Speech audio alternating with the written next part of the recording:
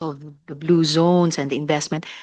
Let's move now to our resource persons from civil society. So let's begin with Filipino consumers for Filipino food producers. Ms. Pamela, Good so afternoon, Madam Chair. good afternoon. Ano po yung consumer stand Mhm. ah, dito sa ating Blue Economy Bill? At ano din yung stand ng mga producers sa Blue Yeah. Economy? Ma'am, if I may read some experts from a position paper we already submitted. Opposition to the bill. Position paper. Sorry, ma'am. For the record, position You, paper. you may, No. you may. So as a coalition of consumers, Food Consumers for Filipino Producers, or FCFP, advocates for policies that improve the welfare and dignity of Filipino agricultural producers while ensuring affordable, nutritious food for all. We connect with agri-fishery communities and bridge research industry and lived rural experience to advance a more equitable agri-food system. We thank the Senate committees for the invitation to participate. We welcome the proposed measures that seek to establish a comprehensive framework for the Philippine blue economy. And we support the declared policies, particularly those that recognize our role as stewards of coasts and oceans and the fundamental interdependence between human well-being and healthy marine and coastal ecosystem. Our initial position actually focuses on the mariculture value chain.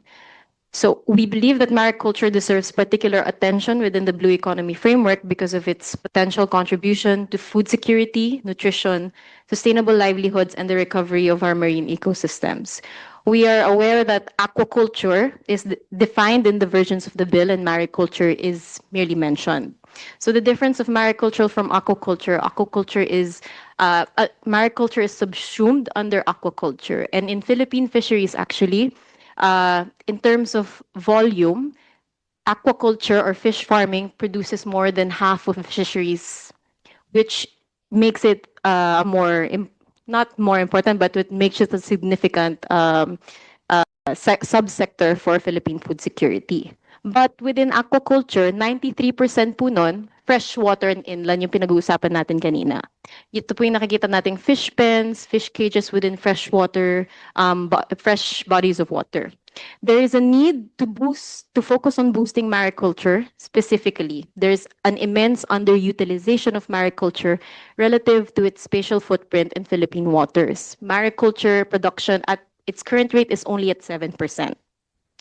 And why do we want to focus on fish of all the agricultural commodities? So fish has been an affordable and major source of animal protein for Filipinos, particularly for lower income households. However, in recent decades, per capita fish consumption in the Philippines has declined by approximately 60% since 1993, falling from 36 kilograms per year to just 14.32 kilograms in 2018 to 2019, according to most recent studies. So the challenge of making nutritious food accessible is compounded by rising seafood prices, increasing pressure on our fisheries, the global energy crisis, and intensifying climate-related shocks. Seafood prices continue to rise amidst increasing pressures on our seas and the ongoing energy emergency. For example, bangus retailed at around 120 pesos to 140 pesos per kilogram in 2018. Now, kung mag-iikot po tayo, it's currently, and according to PSA's latest price situationers, it's at 240 pesos per kilogram. And bangus tilapia is considered as your regular household source of protein. So despite its promise, mariculture in the Philippines faces persistent barriers that limit its development, broader community participation, and private investment. Some of these challenges are fragmented value chains, post-harvest infrastructure and technology gaps, limited access for small-scale fisherfolk and youth-led aquaculture enterprises, and less support for local government preparations and capacity. The establishment and management of mariculture parks, for example, and hatchery facilities require technical planning, regulatory oversight, and coordinations. Functions that many LGUs are currently underfunded or underprepared to perform without significant support from national agencies and partners. So as per in our position paper, official position paper, we have various. We recommend the addition of a provision specifically addressing the rationalization and streamlining of permits, licenses, certifications, and appropriate tenurial arrangements for mariculture activities, which may include the establishment of a one-stop shop or coordinated permitting mechanism for all mariculture-related applications. Streamlining should reduce duplication and provide greater certainty to producers and investors, both small-scale and maybe larger investors, that would increase production in mariculture and increase our food security without relaxing substantive fisheries, environmental, food safety, navigational, or public safety requirements. That's all for now, Madam Chair. Thank you. Thank you, Ms. Pamela. Pinagsama-sama na itong stand ng producers and consumers. Wala pong or distinct na diin ng bawat isa So, sa bill.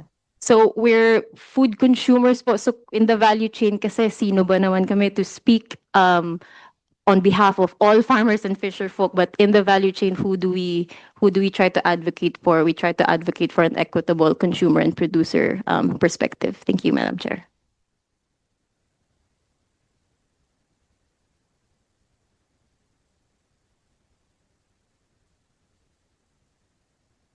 Okay, thank you again.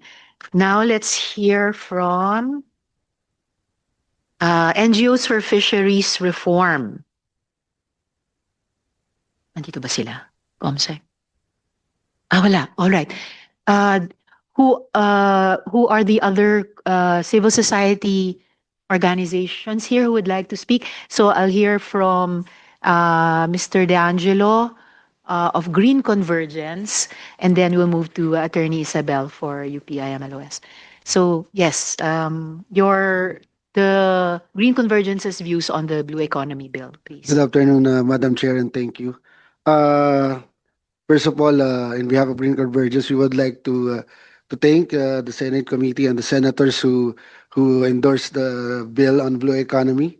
It's very welcome. Pero ang tingin po talaga namin dito ay una, yung aim ng Blue Economy Bill ay patingkarin, pagandahin yung ating marine biodiversity and marine resources, no? Kasi we all know that we have a dwindling fish supply in the Philippines and we have severe climate crisis, no? That is why it's also our position, leading to our position, that we are strictly against the reclamation. And if it needs to be done, it should be under very, very strict regulation.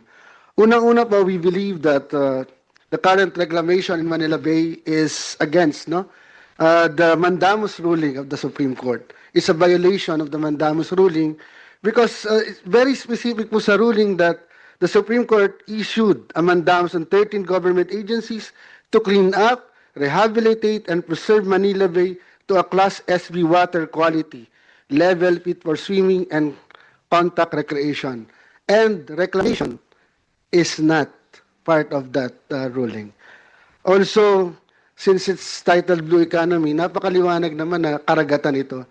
And we don't believe that if you put reclaimed land on water and marine life, it destroys marine life and marine biodiversity.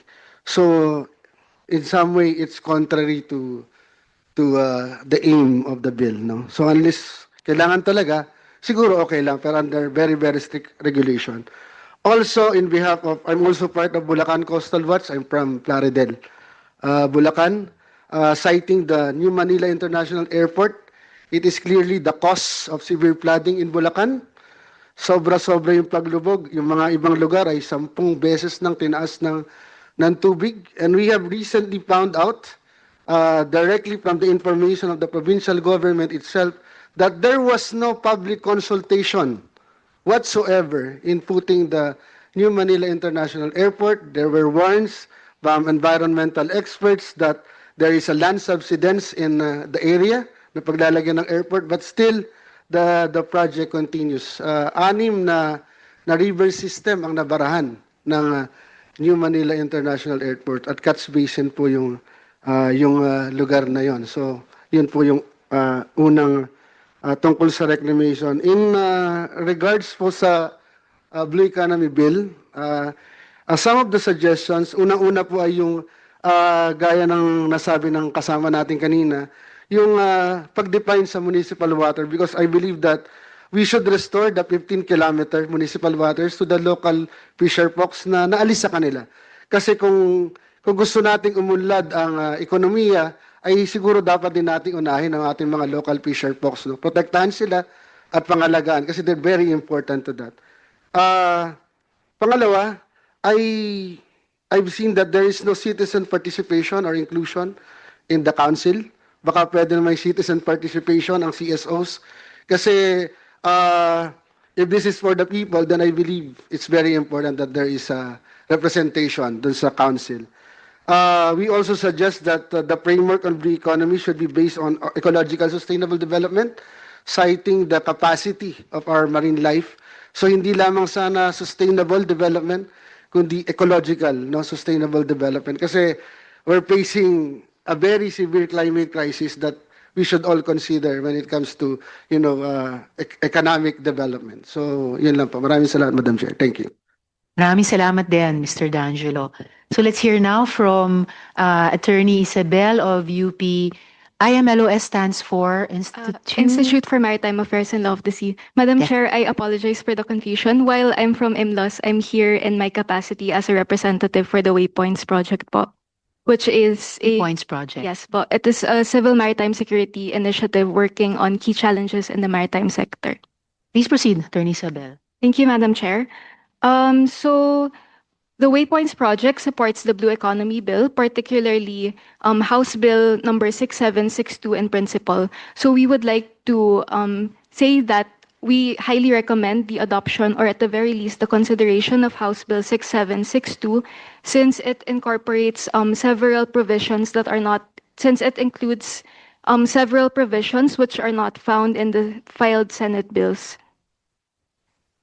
So first po, we'd like to draw your attention to the scientific and technical body under HB 6762, because if we are saying that we are doing science or evidence-based decision-making, then the presence of this technical body would be very important in terms of decision-making. Second also is the extensive Blue Finance chapter under HB 6762. So a very important distinction of this chapter from the filed Senate bills is that it actually provides for an on-lending or subsidiary loan arrangements. So this ensures that whatever capital is invested in the blue economy also flows down to small sectors. And finally is the coastal and marine spatial planning. So for this, I would like to loop in my colleague and another member of the Waypoints Project, Dr. Artejenio.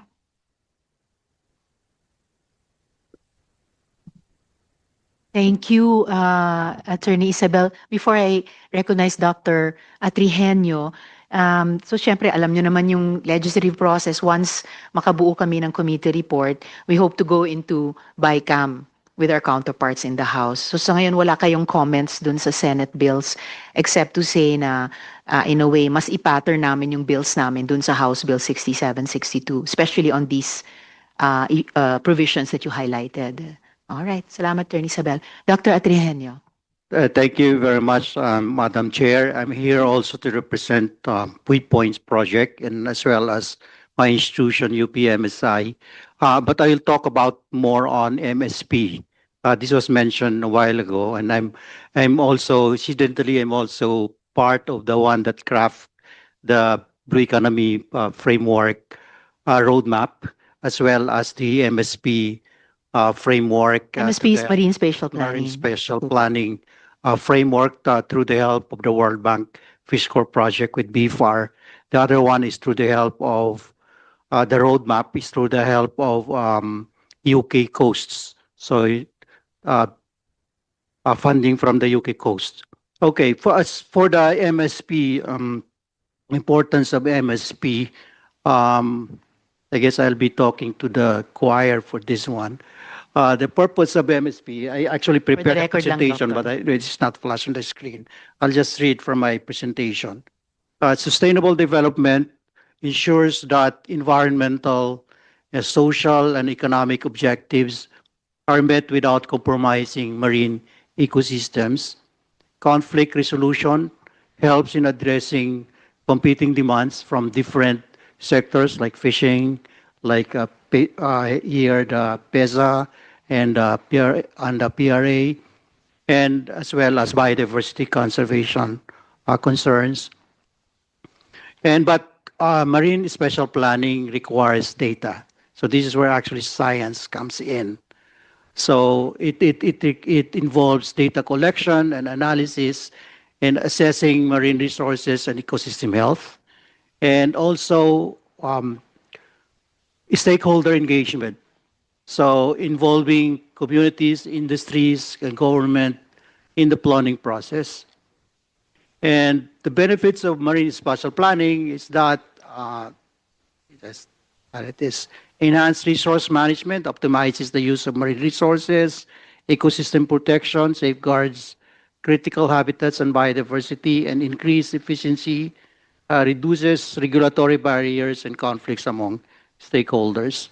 And as regard to the bill, the waypoints, let me show this. You are referring to a Senate bill, Doctor, or to the Yes, House I'm bill referring also? to the House bill. 70. Yes, the House bill, because we 67. I guess in our 52. view, that's the more comprehensive one, and that embraces the MSP more comprehensively. Okay, and the waypoint support with the provisions to be strengthened. A strong framework must translate the blue economy vision into practical, coordinated, and inclusive implementation.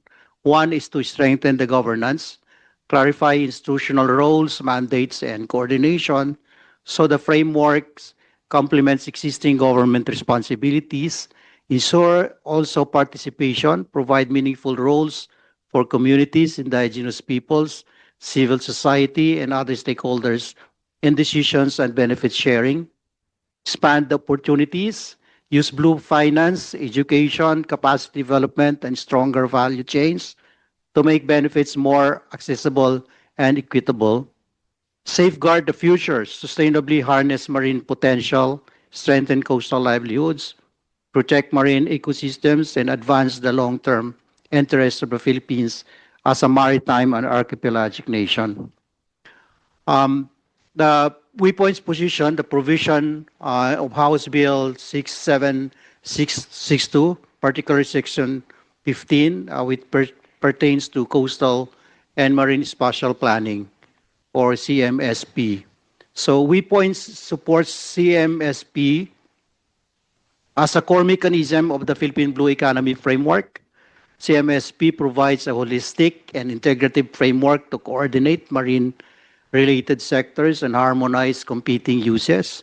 It guides the spatial and temporal distribution of allowed, restricted, and regulated activities, including priority uses. Planning must consider the land-ocean interface, marine corridors, and ecological connectivity. And lastly, through MSP, we are able to reduce conflicts as demand grows for fisheries, tourism, transport, energy, conservation, and other ocean uses, balances the economic growth with environmental protection and community welfare, connects land and sea by considering foreshore infrastructure, pollution, and post-harvest systems in marine governance, guides investment, protects biodiversity, and strengthens localized planning by LGUs, because you can do MSP at various scales, at the municipal, province, regional, national, or even up to the EZZ. So for waypoints, the MSP is essential to an inclusive, resilient, and productive blue economy. That's all, Madam Chair. Thank you, Dr. Atrihenio. Are there any other resource persons around the table who would like to? Yes, Dr. Isadora. Yes, ma'am. Magandang hapon po sa lahat. I'm reading the statement from UPMSI in support of the Blue Economy Act. So MSI was established in 1974 as the country's pioneering marine research, science research, and graduate education unit of the University of the Philippines, and has since led long-term impactful research on marine biology, oceanography, and marine biotechnology. We offer MS and PhD programs in marine science, as well as professional master's programs in tropical marine ecosystems management and operational oceanography. Thus, we are fully committed to capacity building, for marine scientific research and marine resource management. UPMSI is also routinely engaged by our government and other public and private agencies as resource persons and consultants when technical expertise is needed. We welcome the creation of the Blue Economy Council, which addresses the current fragmented approach to marine governance. However, marine governance decisions are only as sound as the science behind them.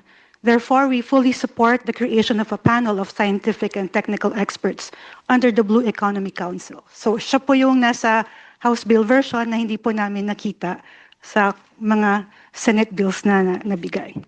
This formalizes the role that academia already plays informally. Rightfully, the Blue Economy Act also recognizes that marine scientific research is the foundation of marine governance. Every policy decision on sustainable use and conservation of our marine resources, for example, in marine spatial planning, will require baseline scientific data that only institutional research programs can generate. Ngayon po kasi yung mga programa ay project-based. Hindi po siya institutionalized. We would like to advocate for the inclusion of enabling provisions on marine scientific research and the coordination of the National Marine Science Agenda. We also advocate for the inclusion of priority research areas and technologies such as marine genetic resources, marine biotechnology, and deep sea research. And with that, resources to maintain advanced marine molecular genetics and biotechnology research facilities that will feed the biotechnology pipeline with people, services, and knowledge needed for a high-value blue economy. The nation's most vital natural capital lies within its marine biodiversity.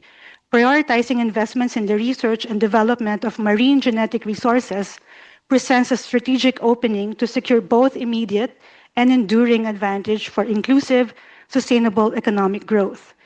By fostering human capital through specialized expertise and providing robust infrastructure for the marine genetic product R&D pipeline, the Philippines can realize significant long-term returns. Such efforts can stimulate a vibrant marine bioindustry, serving as a powerful catalyst for the continuous conservation and stewardship of our marine environment. With the ratification of BBNJ by the Philippines on September 2025 and the treaty entering into force on January 2026, we will need a harmonized framework that will reference all our international commitments, UNCLOS, Convention on Biological Diversity, Nagoya Protocol, and BBNJ, in the research and utilization of marine genetic resources, and consequently access and benefit sharing mechanisms.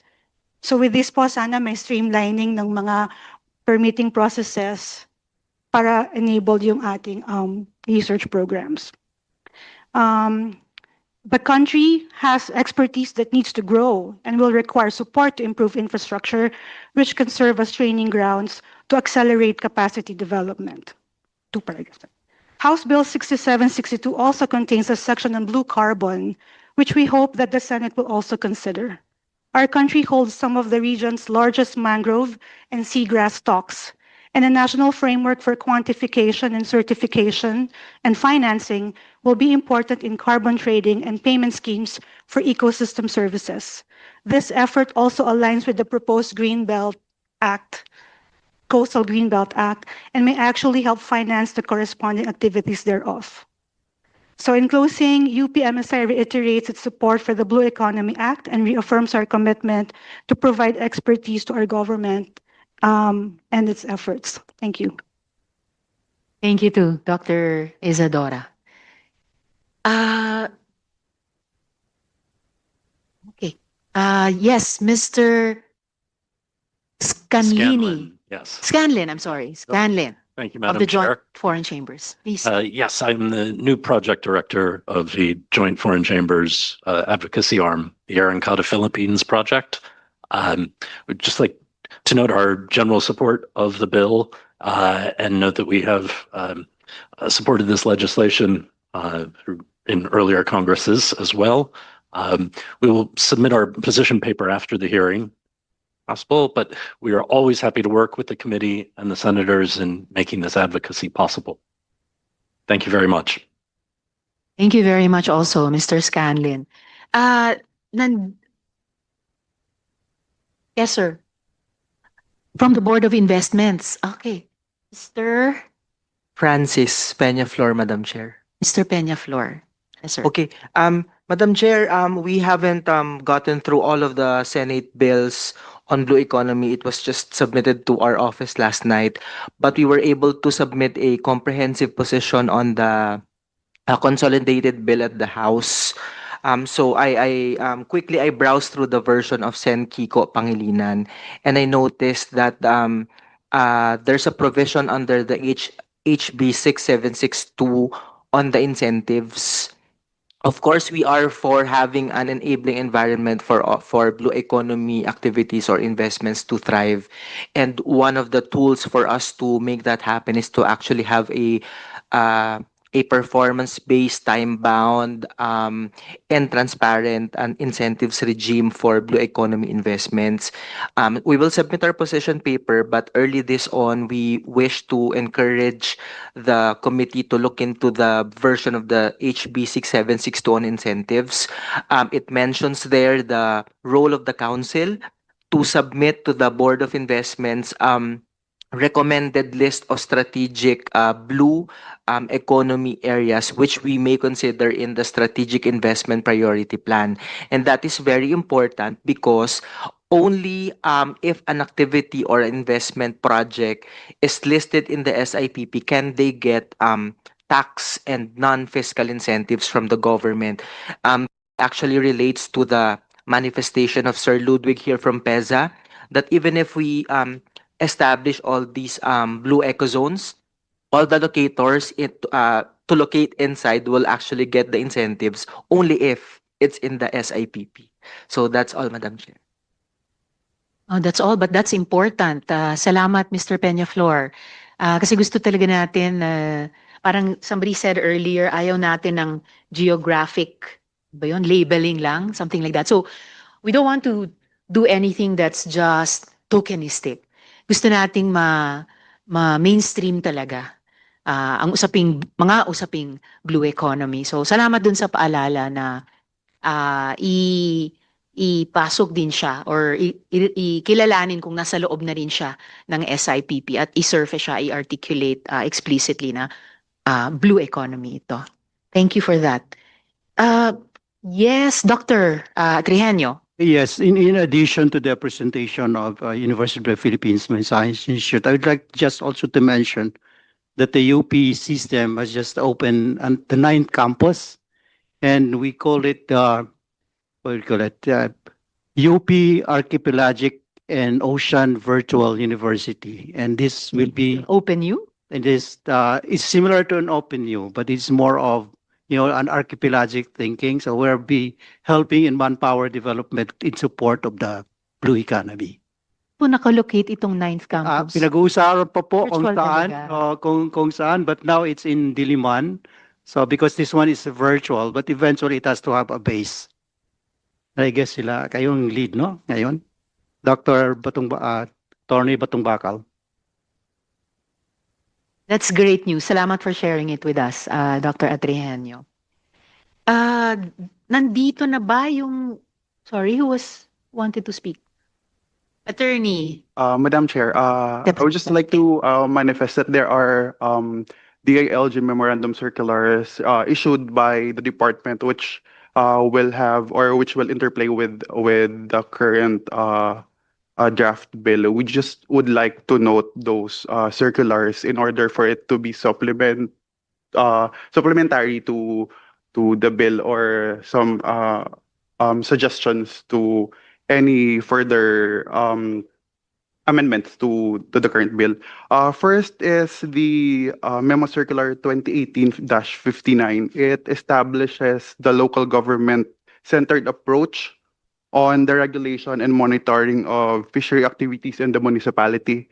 We would like to wish for the committee to for the blue economic framework to supplement this approach rather than transfer the local implementation to the National Council, so that we can also include participation from organizations and fisher folks communities. And another one is the Memo Circular 2023-012. It requires coastal LGUs to enact and update their municipal and city fisheries ordinances using a standardized templates with stakeholder consultation and evidence-based policy development. We suggest that the Economy Act require the local marine and coastal plans to be integrated and not done separately from the municipal or city fisheries ordinances, farm sea resolutions, and recommendations, or the fisheries management area plans. And also, we would like to request the Farm C participation because there's an DILG circular requiring the creation of and the activation of Farm Cs in barangays and municipalities and cities. So we would like to request that the Blue Economy Act require Farm C and iFarm C to the participation in the marine planning, coastal management, and other programs within the framework of the blue economy. And also, going back to the reclamation topic earlier, the department has not issued anything against illegal any statement about illegal reclamation, but the department is strong in its stand that the department supports reclamation as long as it is for preservation and conservation, and as long as it follows all the regulatory, it provides regulatory permits and it follows regulations bound by the law. Thank you, Madam Chair. Thank you, Attorney De Pasicat. Also for raising the matter of the Farm C and the iFarm C's participation.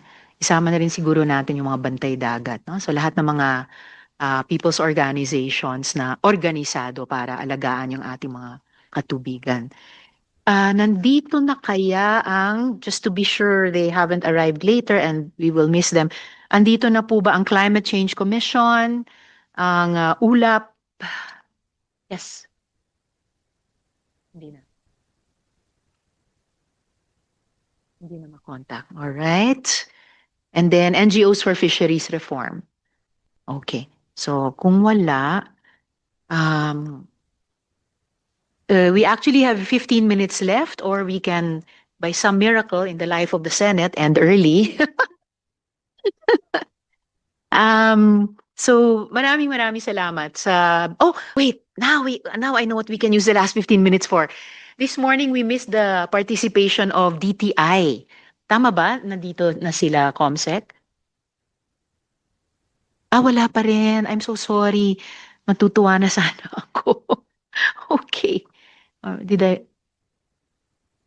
Yes. Oo. And the BOI has participated in the hearing. Salamat po muli, Mr. Peñaflor.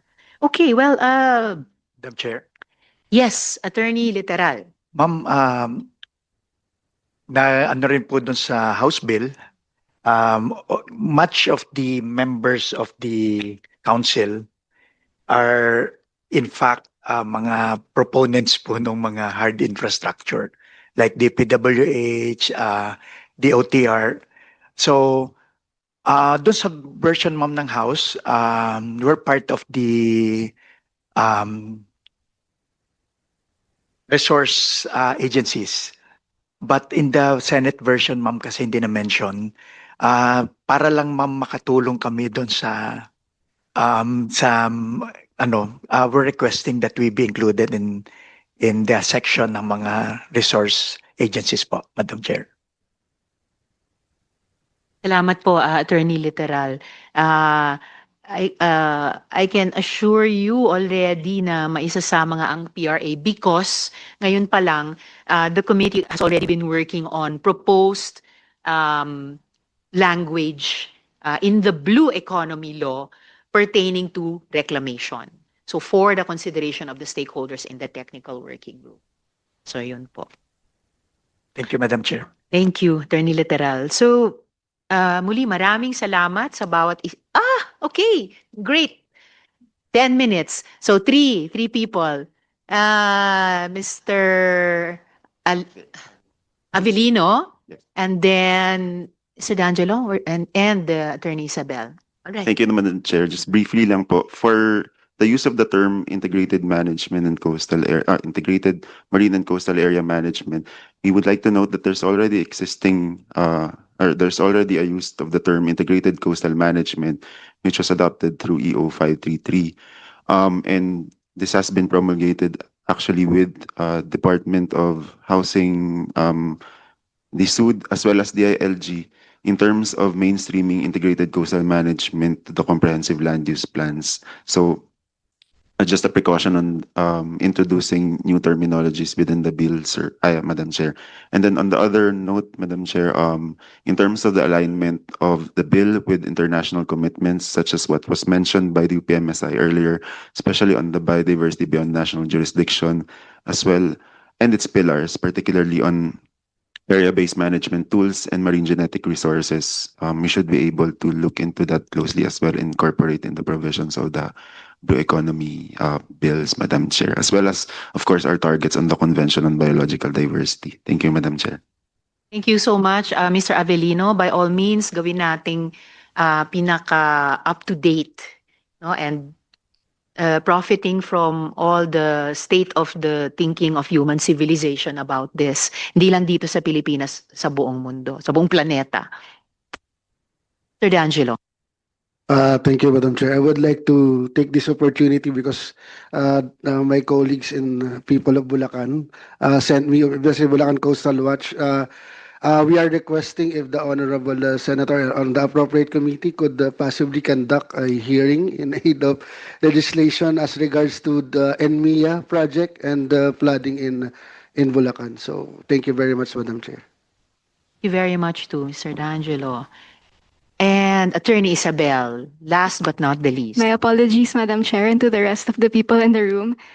Since I'm the last resource person to speak, and one of the main areas of our work in Waypoints is really advocating for the welfare of our fisher folk.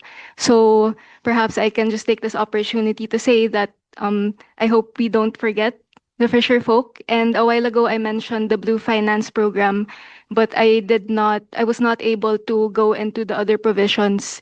So for HB 6762, as mentioned, it's more extensive than the Blue Finance chapters in the filed Senate bills.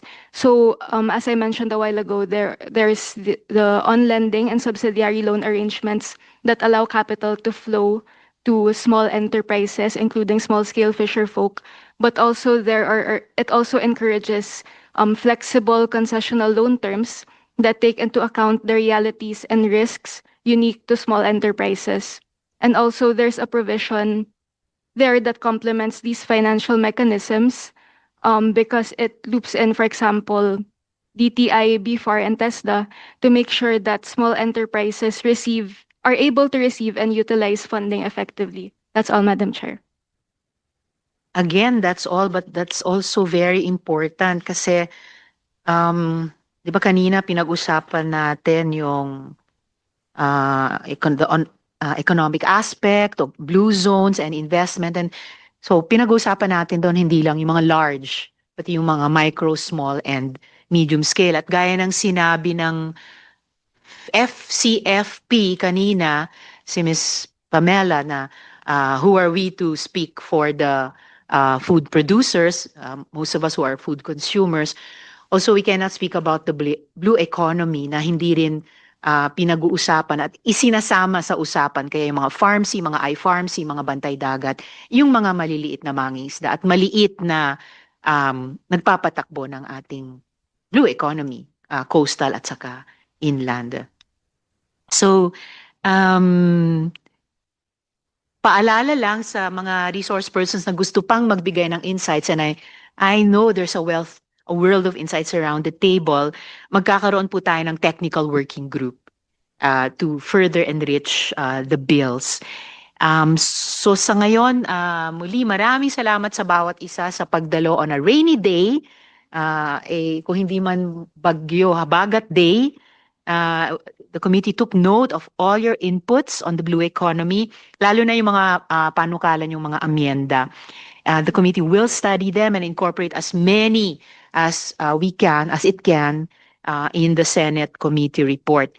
lalo na dahil marami kung di man lahat sa inyo ay dadalo din sa TWG. And we look forward to continuing working with you in plenary. Paghari nawa makarating na tayo sa period of interpellation and amendments at hanggang maipasa natin ang batas. So muli po, maraming salamat. Ingat po at kita po tayong muli. This hearing is adjourned.